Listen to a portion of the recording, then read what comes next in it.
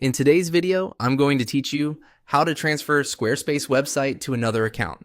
To make this smooth, start as the current site owner signed into your Squarespace dashboard. Only the owner can initiate a transfer, so double check you're using the correct login. It also helps to have the person you're transferring to already added to the site as a contributor with full admin permissions. If they're not visible later in the list, that's usually why.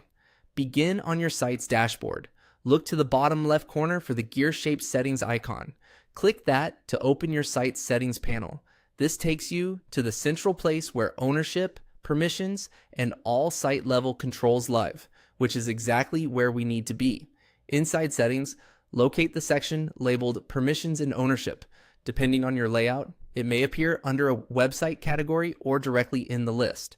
Go ahead and open Permissions and Ownership. This page is where Squarespace groups everything related to who can access your site and what level of control they have, including the ability to transfer ownership. On the Permissions and Ownership page, find and select Transfer Ownership.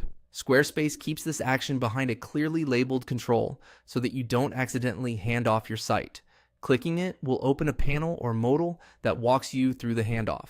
You'll now choose the new owner from your list of contributors. Select the person you want to transfer the site to. If you don't see them listed, it means they haven't been added as a contributor yet with the right permissions.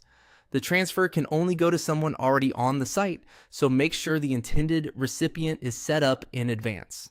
Once you've picked the right contributor, proceed with the on-screen prompts to confirm the transfer. A couple of tips before you finalize. Transferring ownership moves control of the site, including access to settings and the ability to manage billing and domains associated through Squarespace.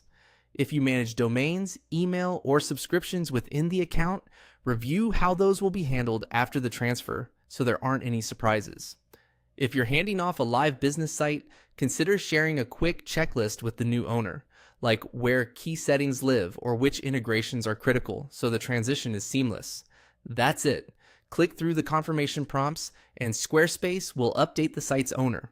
You'll still appear as a contributor if that's allowed, but the new owner will have primary control. With those steps, you've successfully transferred your Squarespace website to another account.